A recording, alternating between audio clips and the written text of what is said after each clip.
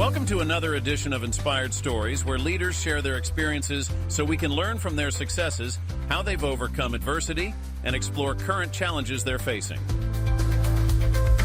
Welcome to another edition of the Inspired Stories podcast, where leaders share their experiences so we can learn from their successes and be inspired by how they've overcome adversity.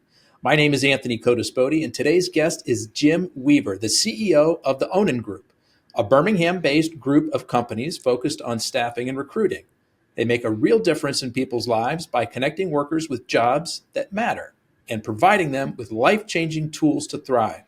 They're experts in the light industrial staffing sector, and they rank as one of the largest staffing firms in the U.S. Jim's professional journey at the Ōnin Group has been one of exponential growth for both himself and the company. Beginning as a salesperson in 2001, Jim worked his way up to become the CEO earlier this year. Over the past 2 decades, he's played a vital role in building a strong, performance-based culture that has resulted in 100x growth and recognition as one of the nation's best staffing firms to work for 4 consecutive years. As CEO, he is focused on creating opportunity and empowering leaders at every level of the organization, who in turn do the same for their teammates, clients, and communities on an ever-increasing scale. Now, before we get into all that good stuff, today's episode is brought to you by my company, Add-Back Benefits Agency, where we offer very specific and unique employee benefits that are both great for your team and fiscally optimized for your bottom line. One recent client was able to add over $900 per employee per year in extra cash flow by implementing one of our programs. Results vary for each company, and some organizations may not be eligible. To find out if your company qualifies, contact us today at addbackbenefitsagency.com. All right, now back to our guest today, the CEO of the Ōnin Group, Jim Weaver. I appreciate you making the time to share your story today. Yeah, good to be here. So, Jim, before we talk about your time at the Ōnin Group, I'd like to hear about what first drew you to the staffing industry in general. I would say desperation, needing to eat, drew me to the staffing industry.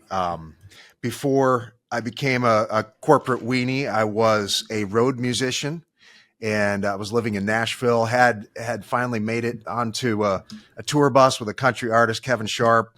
He had a couple hits in the 90s, and so 99 and then 2000, late in 2000, he just cleaned house, just fired his entire band, except for one guy he was close with, and pretty devastating for me. And you don't get severance in that world. And as I licked my wounds, I looked at my wife and we said, wow, we need to pay the rent and eat. So I went into an Ōnin office. It was one of 4 at the time in the country, in Nashville. I knew Lisa, the manager there, and I was looking for a warehouse job or whatever, just to pay the bills. And she looked at me and she said, hey, we have a sales opening. You should interview for that job. You'd be great at it. And I did, and got the gig, took the job thinking I would just do it until I got my next road gig. And here we are 23 years later. So that's kind of the way life happens. But it really was not by design that I got into this business at all. So your first role in a staffing business was with Ōnin as a salesperson. First role, like on the team in staffing, I had been a temp for some of the big staffing companies. I used to augment my my spotty musicians' income doing temp work for some of the big guys. But yeah, this was my first step, being on the team of a staffing company, the internal team. Yeah. And what is it that you think your friend saw in you that said, no, not the warehouse job for you. I see you in a sales role. I think I've always been able to connect with people. Maybe a little lacking in IQ, but EQ is probably a strength of mine. So I think that's probably what it was. So lacking in IQ, is it safe to say that you maybe weren't the best student in the world? I don't necessarily want to. I was lower 50% of my high school class, and I got into college, but I had a really really work, at least the first go around. I took a couple shots at college, and definitely was not the top of the class. Although I think for some reason, I think in my mid-20s or 30s, maybe a part of my brain downloaded that wasn't there early on, and I think I got smarter over time, or maybe I just playing the long game and have never stopped. Actually, I think that's probably what it is. I really am curious and like to learn, and I think a lot of people that do really well in school, maybe they just kind of stop growing, stop learning after they graduate, and maybe that's the difference. I've played more of the long game with it.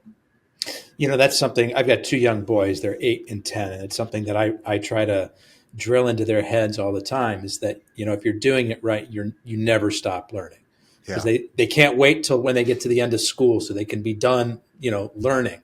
I'm like, no. Like, I want to open your eyes to a whole new world. And it kind of like with you, like, I went through high school, I went through college, but man, it was after college that my eyes really opened up, and I'm like, learning is amazing. Like, when I can choose the things that I want to dive into, yes, it opens a whole new passion. Yeah, and that's maybe the thing, high school and then my first go around of college, I wasn't necessarily interested in most of what I was learning, and I was more interested in my social life. I played sports. I was into music. I worked very hard at those things, and school was just not that appealing to me. But you're right. Once you latch onto something that is actually interesting, man, there's nothing better. Yeah. So what was it that was so appealing about the Ōnin Group that went from just, thinking, okay, this is until I find my next road gig, to now being there over 20 years? It was a gradual process. I was honestly probably a little just in a bad place about not being on the road anymore. I kind of begrudged that, but I started to have a little success, and Keith and Hugh, the founders, saw something in me, and they were very quick to empower me to run with things, and success begat more success. And then my wife and I had our first child, and it got to be, winning is fun. Making money for the first time in my life, it was nice, to not just be living hand to mouth. And then as time went on, maybe about 10 years in, it struck me. I was in my 40s, early 40s, and I was like, man, if you want to have an impact with your life, this is actually a really cool business to be in. Like, the number of lives we touch with our internal employees, Ōninites, we call them, with teammates, that's a contingent workforce, tens of thousands of those every year.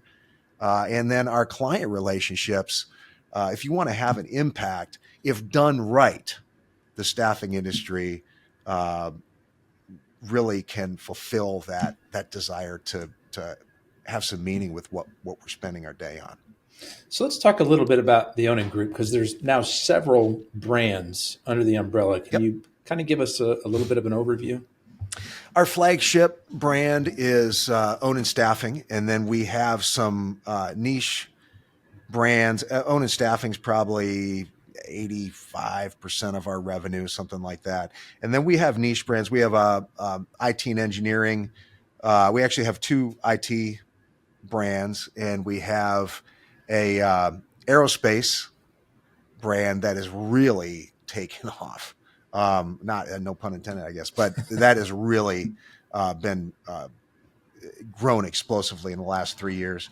And then we have a factoring company, which is it was a way initially for us to put our cash to work. We're buying receivables and advancing our customers a percentage of that, and when we get paid, then we're charging them interest. It's a way to keep them in the game. We started in the energy sector with that, and you'd have a big oil company that had somebody clearing right of ways for them, and they'd have 120-day terms, and these guys are running crews of 15 people, and they'd run out of money halfway through the project, and BP or whoever was good for the money. It just, they had to wait for it. So then they'd stop and they have to bring somebody else in. So what we do is we bridge that gap with them. We've expanded now beyond that into transportation, and we even factor some staffing companies, ironically. So I think like 85% of our industry factors payroll. So to give you a sense of our financial strength, we have a factoring company. You saw so much opportunity there, not only in a revenue stream for you, but as a way to support your client base, that you're like, hey, Yes. There are lots of standalone factoring companies, but you guys said, hey, let's do this in-house. We've got the strength and the need for it. Yep. Yeah. Now, Jim, there are lots of people who have worked at Ōnin over the years, but you've got kind of a special story. I mean, you're the one who kind of started at the bottom, and then you've worked your way all the way up to CEO. What do you think it is about Jim Weaver that's allowed you to ascend the ranks? Is it genetics, good upbringing? Do you just have a personality for it? I think I think there are things you can do to increase your return on luck or good fortune or providence or whatever you want to. And I certainly have been blessed to be in this company, and I know it could have gone a different way had I not been here or in a place like this. I mean, Keith and Hugh have just been incredibly gracious to give me. They saw something. They saw like, okay, this guy could do some stuff, and they just open it up, man, and let me run. So that's been cool. But I'm a constant learner. I am a hard but smart worker. I think I'm always thinking about, okay, what is my highest value activity that I can be doing right now? And everything else, I want to build a system or hire somebody to take care of it. So in that way, I've been able to scale from an 8 million, leading in an $8 million company when I started to 750 million or so. Now that's how I've been able to scale. People have always been the priority for me, and I'm really, I have a very intense hiring process. I'm always recruiting. Our team is who has gotten us here. So I know that if I can be really diligent at the top of the funnel and hire the right people, and empower those people within our organization, create an ecosystem where great people are attracted, great people can do great things, and great people are rewarded better than they'd be awarded elsewhere. That's the type of environment where good things happen. So I don't know, that was a little bit all over the place. I think those are kind of the main factors for me. I'm a real planner too. I'm a learner and I'm a planner. I'm very diligent about target setting and setting priorities and visualizing where we need to go, communicating that. I think that's so critical to think that way, leading an organization. To your point, years ago, I worked with a business coach that taught me something very similar to what you just mentioned there, which is think about the tasks that you do throughout the day. Which ones are $10 an hour tasks, $100 an hour tasks, $1,000 an hour, $10,000 an hour tasks? You don't want to be doing the $10 an hour tasks. You want to hire that out, or you want to build a system to automate it, maybe some technology or software. Okay, now you get to $100 an hour task. You kind of get the level of the thinking. Yeah. You want to be spending your time more and more on those $10,000 an hour ideas. And for those lower value things. You want to be, finding good teammates that can take over those for you. Or like you said, you're building some system, some software, some processes that automate those. So it's out of your mind and you don't have to expend any mental energy. It's interesting too, as if you're in a rapidly growing company and you're in leadership in a rapidly growing company, you always find yourself in new territory and you question whether, okay, am I moving beyond my operating range here? Like, is this the end of the runway for me? And a question I would ask myself, and it would need to be adapted for each individual, but a question I've been asking myself for years is, how would maybe I am out of my depth here, but how would, if I were a CEO of $1 billion company, how would I think about this problem? Mm-hmm. How would I approach it? And that little exercise of opening that up, well, I might not think about it, but $1 billion CEO, they would think about it this way. And over it hasn't quite manifested yet, but that's been a question I've asked myself along the way to continue to try to elevate and be able to navigate new territory. Almost inviting yourself to step into a different persona. Yep. Is there one particular or a couple of particular business owners that you will visualize when you sort of think about what would the CEO of $1 billion company do? Or is it more of a generic thing? Well, it probably shifts and changes based on who I'm listening to or thinking about right now. I mean,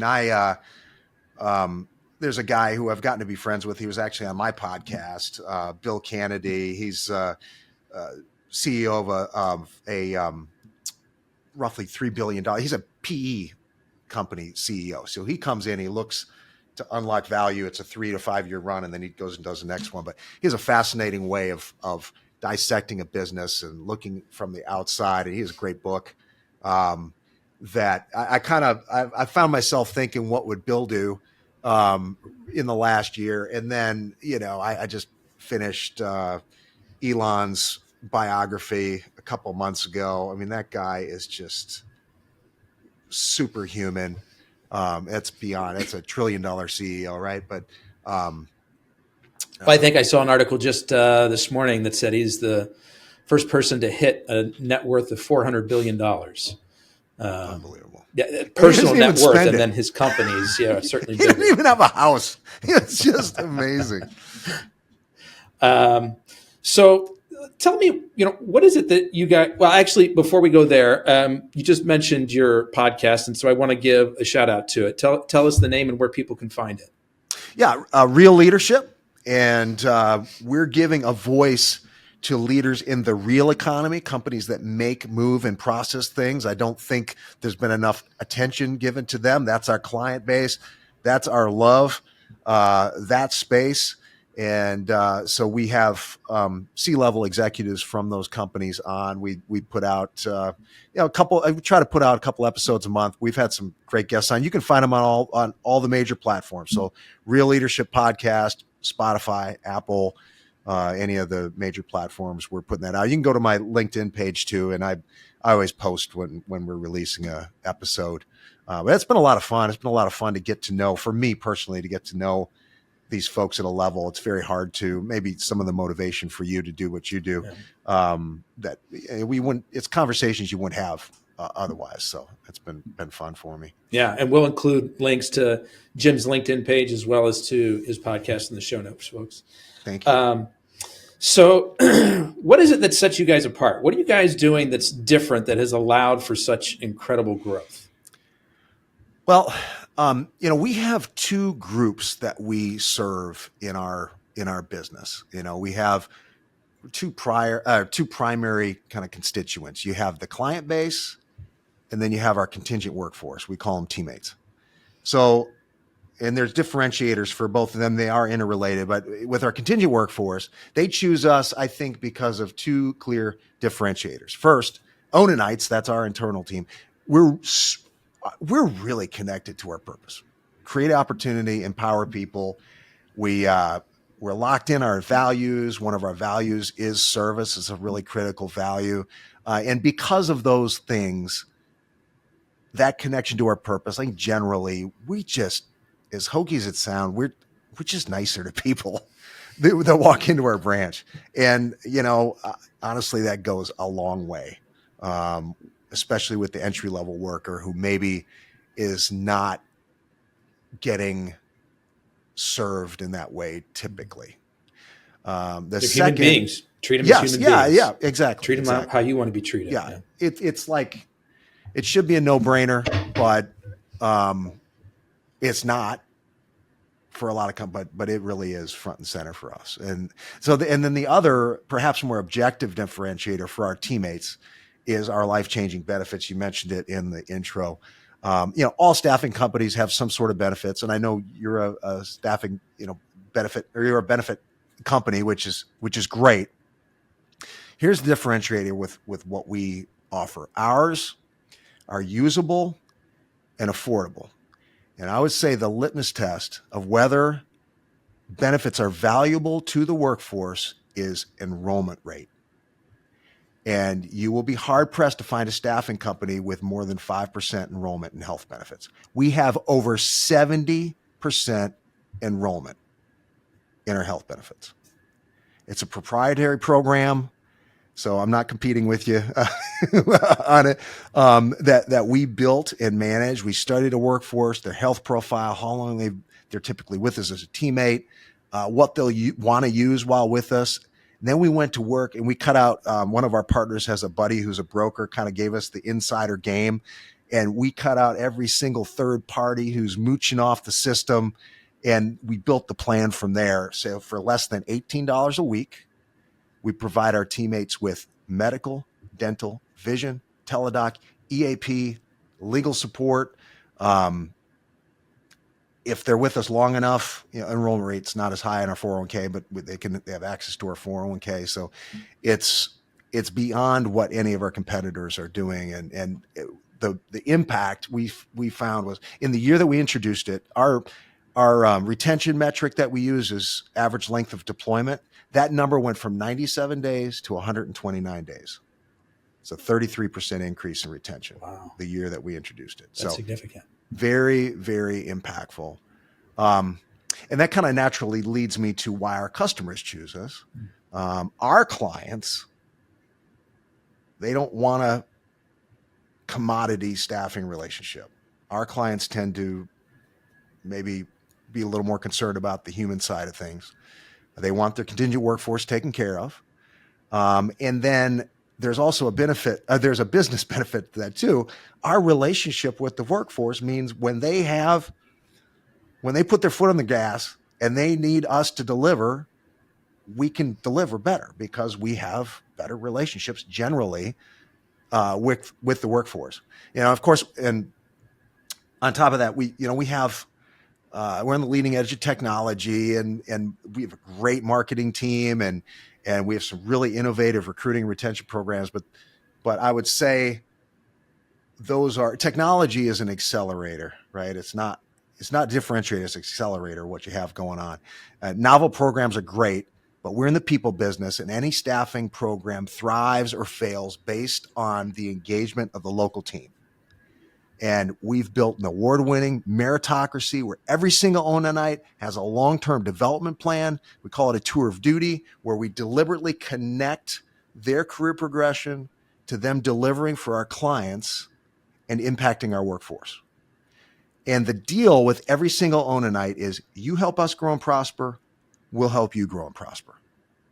And we formalize this as a document, as an agreement, as a 3 to 5 year plan typically. And we've operated like that, and we've built a kind of ownership mindset by operating like that for almost 30 years now. But last year, we took that ownership thing to the next level by becoming an ESOP. So we are an employee-owned company now. We're making Ōninites literal partners in the business. And big picture, the engagement of our team really, I think, is the secret sauce in terms of why our customers are choosing us. It translates to us delivering. You take care of your people, they'll take care of your customers. A couple of follow-up questions for you there, Jim. What does it look like in practical terms when you're talking about that 3 to 5 year plan that you do with your employees? Can you walk me through maybe a specific example without using anybody's name? Sure. Well, the question is, if you're really, so this is based on I read a book by Reid Huffman called The Alliance, which is it's one of the best, most impactful books I ever read. And it, when you read a book and it just sort of gives a language and a framework to the way you already think about something, it's like, oh, okay, yeah. But that book is what we built this around. And the initial question is, what do you want to do next? What are you working toward? Whether that's with us or with somebody else. And we sit down and we talk through, what do you want to do next? What are you working toward? And then we look at what we have available and we say, well, if you want to come work with us as you're getting out of college and you have an HR degree, but you can't get a job in human resources because you don't have any experience. So give us 3 years as a recruiter and you'll learn this, and this. And through that, you'll gain this experience and you'll be in a position where you can land that entry-level human resource job. Or perhaps you'll want to stay with us and become an on-site manager or a staffing supervisor or a branch manager, a business manager with us. So it's like, where are you going? Here's where we're going. If there's enough overlap there, then that's the basis of that. You help us grow and prosper. We'll help you grow and prosper. So, and we'll frame out like a current state of the business or the position. We'll frame out our goals for that business unit and what their specific contribution would be to that. And then we frame out, these are the things you're going to get from this and the opportunities that could open up. So it's a 2.5 page, a 3-page document that we walk through. You mentioned before that you've got a pretty intense hiring process. You're always recruiting. What does that process look like? So the Alliance is the first book. The second book is Top Grading, it's Who was the follow-up to that by Bradford Smart. But I've been a top grader for many, many years. And explain what that means, Jim. Top grading is the partners here call it Jim's adoption process. The concept with top grading is you want to methodically uncover patterns, trajectory. You methodically uncover patterns because you want to know with reasonable certainty what you're getting. Nobody's perfect, but instead of kind of these voodoo hiring practices of tell me about your sock drawer or that kind of crap, you're methodically looking for patterns of the types of environments they've thrived in, the types of managers they've worked well in, if they've had conflict, where has that been? If it's amazing if you'll ask these same questions, biggest wins in retrospect, what would you do differently if you could do it over again? You're looking for, and I preface it with I'm looking for self-awareness. Mm-hmm. So you can identify a growth mindset, and you walk methodically through their career path, every job, and it's remarkable. You ask those same questions, you dig the patterns that will emerge. It's like it's so odd because that's our best indicator of what somebody's going to do next. And then so that's the first phase, walking through that. Then we'll do a personality profile, and we have kind of benchmark profiles for our positioning. You look where maybe they're out, and you take that gap and maybe where they're out of the stereotype. Doesn't mean it kills the deal, but we'll come back for a behavioral interview that fills in the gaps of concern from the story interview, you call it. That's that uncovering patterns interview. couples that with how their profile matched up with the position. And then there's a reference process that is super effective, and then hire. So it's a pretty involved process. That's for management roles that we go, management roles and up sales roles. It's a pretty in-depth process you just very described in-depth. there. Yeah. I'll spend a lot of time with someone, but I'm hiring for the next level, reporting up to me. So obviously, the bigger the role, the more time you have to invest. Yeah. But uncovering patterns, man, I think is the biggest key to hiring well. And you do that through the series of the questionnaires and the personality test and the in-person behavioral assessment. All of that sort of combines together. Yeah. There's an intake form that you ask questions about each of their jobs. You couple that with the resume, and then there's questions you ask about the same questions you're asking about each job to uncover those patterns. Yeah. I want to talk a little bit more about the decision to go ESOP, the employee with the employee ownership. Some people may not be familiar with those. Obviously, I think at least part of what you were going after there is how do we get our team members more involved, more invested in the process? We want them to truly feel like this is theirs. Beyond that, what was part of the decision-making process? Why did you feel like this was a good move? Well, the founders, truly, Keith and Hugh, great guys, still very involved in the business. And they truly have a heart. They're not like more guys. Mm-hmm. They love to grow. They're very passionate about growth and expanding, and they love seeing people's careers blossom with us. I think that's a huge motivator for them.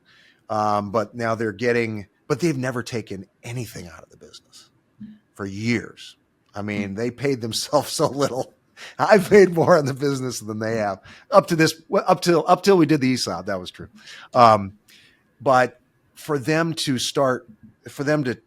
they wanted to be able to take some money out of the business, but didn't want to sell to an outside group. So it was, and we've got some second generation folks that are doing very well, and they wanted to send a message like, hey, we're in this for the 50-year long haul.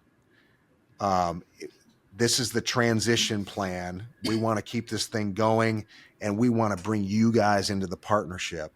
And it was a way for them to then get some money out of the business, and reap some of their harvest. They could have made a lot more money going to market. They could have sold for a lot more than what they've taken, but it's that balance for them of wanting to do right by the people that built this thing with them, but still wanting to, Yeah, it's an admirable approach for sure. It's cool too. The tax, the tax sheltering, so the ESOP, the percentage of the ESOP, the net income that is the ESOPs, the percentage owners, you don't pay income tax on that, which is kind of cool too. So the overall liability of the company, the government, it's one of the coolest programs I think the government's set up. It's pretty neat. They really wanted to create a good incentive for companies to go this way. And there's some great companies that are ESOPs. We're the biggest staffing company I know of that's an ESOP. Mm. And so the income tax isn't realized until it's passed along to the ESOP owners. Doesn't pay income tax. Right. But when those distributions go out to the employees, then it's personal. Then it's yes. As it goes out, yeah. When they retire, they leave. Yeah. It's paid. It's paid then. So it grows tax deferred, and reduces the tax liability for the company. Yeah, that's a pretty cool approach. Yeah. The other thing that really strikes me, if my research here is correct, the Ōnin Group has maintained a debt-free status for a long time. And considering the incredible growth that you guys have experienced, as well as being able to offer factoring to your clients and to others. I mean, it seems like a little bit of magic. What's going on there behind the scenes It's that you not guys are magic. able to It's discipline, man. It's tell me? discipline. Well, it live on less than what you make. It's just like personal finance. And credit to Keith and Hugh. I mean, they early on, a lot of owners milk their companies. Early on, they just plowed it back in. Every year they plowed it back in. And we grew as an LLC. So the way the taxes work on an LLC, as long as you can do a cash method. So as long as when you're growing like that, the tax liability is deferred because your AR is always a step behind what your output is. So you have all this output in cost of running your business, and if your cash method, your tax liability is deferred. So that is helpful too. The problem is in most companies, so they were putting back money to pay the taxes, the piper eventually, because it comes due, and it comes due when the economy downturns, because when your revenue drops, then all your AR comes in from the year before, and then you have this huge gap between expenses and the money you have in the house. And then you have this, but so they were able to use that strategy and not take money out in the early years, and just built up. And then we invest, and the factoring company is a way that we invest as well. So we've been really disciplined about how we do that, and it's a very liberating thing. Very liberating. We can play the long game.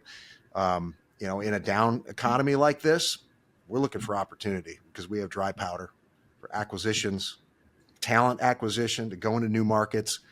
We always come out of a down economy like a rocket because we're ready. You've been financially responsible. You've built those cash reserves. And so the real opportunities come right when there are downturns. I've talked with a number of staffing agencies. I'm going to guess your story, coming out of, post-COVID is probably similar. You've seen, a downturn, but, rather than it for you guys being a time of stress and worry, it's like, hey, this is going to open up some doors for us. It's no fun to be down. We're still beating the industry by about 10%, but so we'll be down 3% this year. The industry will be down I think about 14. But it doesn't feel good. We're not used to it, but you're right. We're not losing sleep over making payroll. That's for sure. Innovation is one of the core values for the Ōnin Group. We've talked about some things you guys have done already with the ESOP and the benefits program that you guys have built internally. Anything else that comes to mind that would be fun to share? I think the coolest thing we have going right now is our Ōnin Flex program. And I tell you, if the Trump administration is as aggressive on immigration as they're posturing, I think it's going to be really a critical tool just to get more of the workforce off the sidelines. But what we do is we work with our customers, and we'll set out a set number of shifts by position or maybe a department to be filled by people that want to work part-time on demand. And we'll build out a flex talent pool who's vetted for that particular client, those particular positions. Typically, it's about 4 times as many people as we have openings. And then every week we load the shift openings into our software, into our app. Flex workers go in, they pick their shifts, and we're in a position to pay the next day, which is nice. It's really quick cash for them. And really the big shocker with it was the caliber of employee that we're drawing. We're getting stay-at-home parents, students, side hustlers. All of them want flexibility, and that flexibility is probably worth, I don't know, this is not scientific, but like $4 or $5 an hour. In other words, like if you have a position that's open for $19 an hour, you're able to get someone whose market value is like $24 an hour because they value that flexibility. It works with their lifestyle. And that has just become more and more popular. It's become more and more something that the workforce is demanding. And for our clients, the reduction in overtime costs, the reduction in turnover costs, it's been massive. We have a food production client, rural part of the country, who was running over 45% turnover monthly. And we introduced Flex program. We took like 100 shifts that we dedicated to Flex, open up that workforce. We were able to, because they had a core group that was showing up consistently. It was like the turn was all in, it was 45% turnover, but only 15% of the positions, they turned over a lot. Yeah. And so we said, okay, let's just make those Flex positions. We opened up this entire workforce for them. And because their regular team was no longer taxed with having to cover for these knuckleheads that weren't showing up and walking off the job, the overtime demand went down, burnout went down, the supervisors had better disposition, and within a couple months, our turnover went from 45 to single digits. Oh my gosh. Yeah, it was, and we've seen that in several sites. That was the most pointed one, but it's a pretty cool innovation, and I really think in the next year it's going to be a major part of the arsenal for us. So I want to dig into this a little bit deeper and understand it, because as you're describing it, my first thought is it kind of reminds me of like Uber and Lyft, right? Like I talk to a lot of the Uber and Lyft drivers when I get a ride, and what they like about it is the flexibility. And they can decide, when they're going to work, and this might be a good day for them to work 12 hours straight. Or, tomorrow they may only have a couple hours to kill, and, but whatever kind of fits into their schedule and what other side jobs or family obligations that they have. And the cool thing with this is you're not putting mileage on your car. I mean, so many of those jobs, you're using your vehicle to run food or whatever. But yeah, it's, do you feel like you're tapping into maybe some of the same? It's the same group. It's the same group. Yep.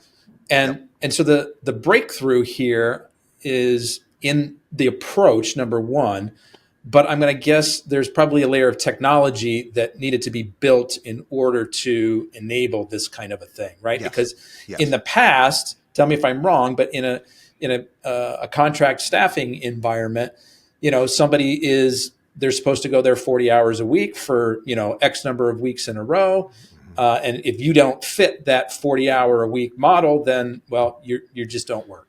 Well, yes, or the alternative to that used to be day labor, like the labor halls, like Labor Ready, where you got guys, they're hanging out outside the door early, typically sleeping off a hangover, and they go in and, okay, how many, and they put them on a van. And and that was our resistance to doing this. Honestly, we don't want to get into day labor. It's a different game than when somebody can wait a week to get paid. But this has the tech enablement of it that is the thing that's kind of leveled it up to where it's really the gig economy as opposed to a day labor scenario. So yeah, it's the tech has unlocked it for sure. Are there particular types of work environments where this works better than others? We haven't. We haven't come across somebody where this doesn't work. Yeah. As long as the client is willing to have the flexibility. I mean, so it's a lot of companies try to do this with just the tech, and you really can't. We have an on-site presence. We've got to be hands-on, coordinating, building the pool, like driving people into the talent pool. Still, we're hands-on vetting the talent.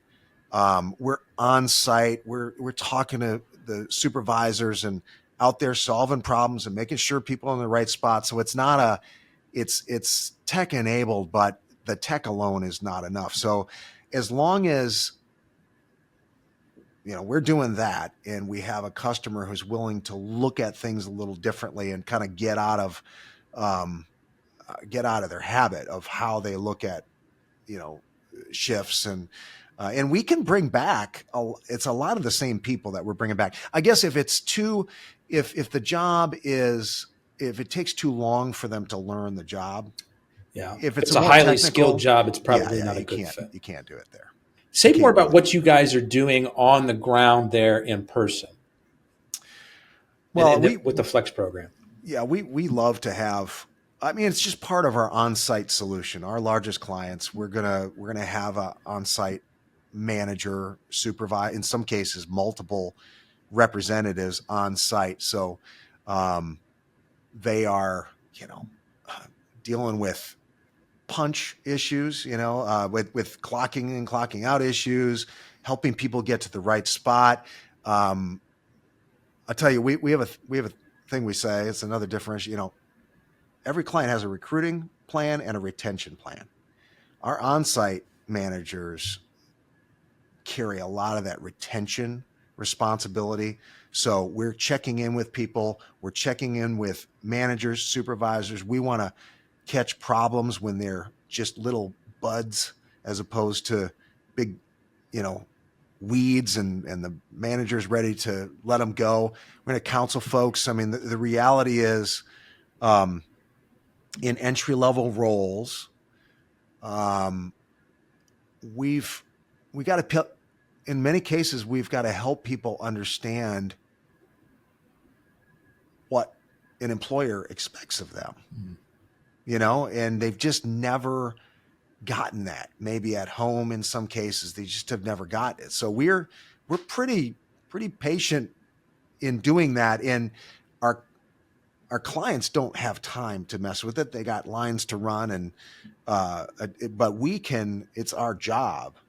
That's a part of our value add, where we can get in there and help bring folks along and help understand, like, hey, we need to sit down and have a discussion between you two, instead of you walking off or whatever. Or, hey, if you got a transportation issue, let's talk about it. Let's figure it out, instead of just not showing up or whatever. So a lot of it's just real practical coaching opportunity for our on-sites. I want to shift gears for a moment, Jim, and be curious to hear about a serious challenge that you've worked through, either personal or professional, and some lessons that you learned going through that. I probably go back to that day walking into the Ōnin office up in Nashville, 23 years ago. I had put everything into, my dream was to be a professional musician. And I was not some stoner bonehead, music. I was a serious, like, I really worked very hard at it. Lived out of a van for 3 years, and played any game, and would spend 6 to 8 hours a day in the woodshed, practicing. And I had finally made it onto a tour bus. My wife and I were, this is why I align with the whole living on less than what you make thing with the business. I align real well because my wife and I were just buried in high interest debt early on. Got on the whole Dave Ramsey program, and when I got fired from that gig, we were up to our necks in debt. My resume looked awful, and it was just I'd kind of climbed the mountain only to have the ground crumble beneath my feet and slide back down, 1,000 feet or whatever. And it really was, for something I had poured myself into that much, it was absolutely, it was devastating for me. It's not like a death or something, but it was a death of a dream. And but I tell you, I'm thankful for it now. A lot of my buddies from back then, will call me and they want to make a career change now in their 50s. It's like, man, I don't know, man. That's a tough one. So that was like my favorite. If it's a favorite failure, that's probably my favorite failure. Getting fired from that road gig, because it led to a completely different path. And I think I have honestly probably have an opportunity for more impact with my role. Certainly, I'm happily married and have great kids, and that's almost impossible in the music business. So, feel like that was good. At the end of the day, I viewed music as an unrequited lover early on. I mean, I just was heartbroken, but now 23 years later, man, what a blessing, getting fired from that gig. Yeah, I want to spend just a moment more with this story because I think you've hit on some really important things that don't get discussed a lot. So in your case, it was, you had worked so hard for this dream to become a professional musician. In some cases, I've heard the stories of, people working so hard at a particular sport, and this was going to be their path. Yeah. Interview a lot of business owners, have a lot of friends who have been through this, where the business was that core piece of their identity. And then something happens to where it all goes away, sometimes slowly, sometimes very quickly, like in your case. And you use the word devastating, and I feel like it may not be a strong enough word because it's destabilizing and disorienting to people, right? It was not only my identity. Exactly. It was my identity. Yes. That's exactly the point, is that not only was it a dream, it was who you were. It's how you identified yourself. And now all of a sudden, this is gone. This thing that Jim Weaver identified himself as, it doesn't exist anymore. And now who am I and how do I fit into this world? Yeah. Yeah.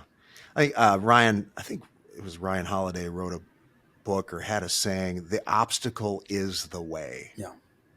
That's a stoic idea, but man, it is so true. And I mean, that really, I know that really hit home for me. Early on, I would get pissed about the obstacle and the pain and man, it is empowering to, okay, I'm feeling resistance. There's an obstacle. This actually is the way forward. It marks the way forward. There is something in this that will navigate me forward. There's an opportunity in this. Every time there is, every time.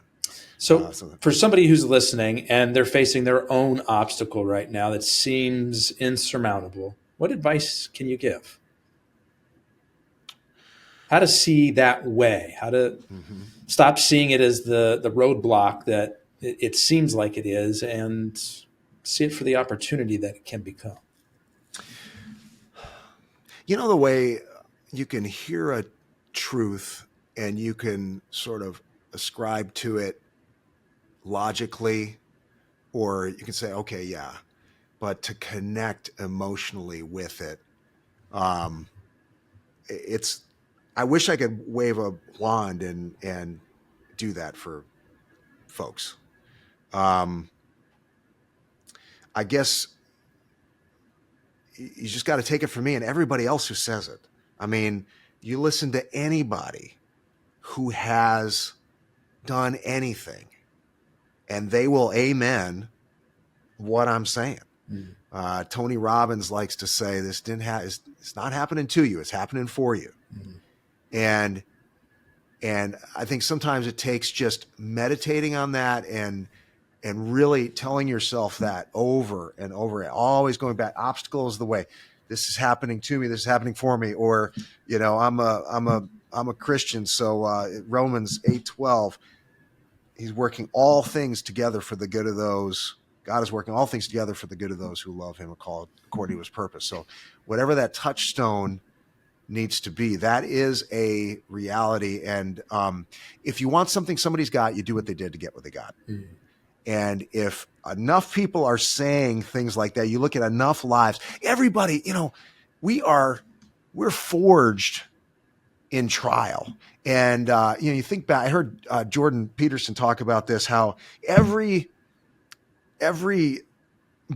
biblical character, so much of the mythological characters, they're all called to adventure. They have a trial that happens that calls them into an adventure. So I think thinking about it as the adventure, the challenge, it's a much more empowering way to think about these things than woe is me, or how am I going to do this? Jim, what's something fun or interesting that most people wouldn't know about you? I've had some weird jobs for sure. I've dug graves, and I've been in the circus. So those are probably the two. So circus was drumming. Okay. I played drums in a circus. That's how I got out east. I was going to school in Wisconsin. I was a business major, but I really wanted to play music. And I got an opportunity to do a summer gig at an amusement park playing with a circus. And then I met this rock and roll band, dropped out of school. And that's kind of how I went down that path. The grave digging came when I was a kid. My parents are really hard workers. My dad ended up doing real well as a financial planner, but early on we were scraping by. It was the Carter years. And our church, their grave digger, for whatever reason, stopped digging graves, and it was a farmer that was doing this country church up in Wisconsin, and the guy used to dig graves with a tractor, which is a lot easier. My dad, he's like, we need the money. It's $150 to dig a grave. We'll dig it with pick and shovel, and I'll bring Jimmy out, with me. And I mean, he paid me $20 to help him out. But I'm telling you, digging I think it's like 8 foot by 5 foot by 6 foot hole, especially in the winter, man, that's some work. That's some work. And we always say, like, more people died that year in the church than any year in and we're like, well, God provided, I've never dug a grave before, but I have had to dig holes for landscaping purposes and whatnot. And it's incredible how much work that is. To where, like, I see people doing it like on a movie or a TV scene. I'm like, they're going to be there for hours. This is not like a 5-minute thing. Like, it's all day into the night. We would be digging. Yep. So, Jim, I've just got one more question for you. But before I ask it, I want to do 2 things. Everybody listening today, I know that you love today's content. Hit the like, share, subscribe button on your favorite podcast app. Jim, I also want to let people know the best way to get in touch with you. What would that be? LinkedIn's a good spot. That's a real good spot. Okay.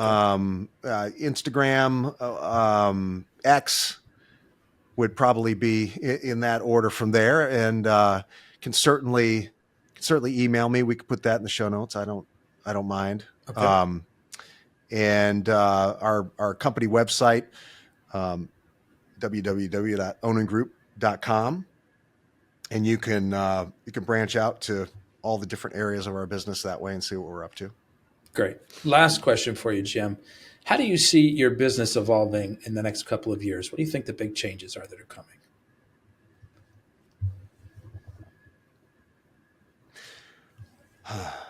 I think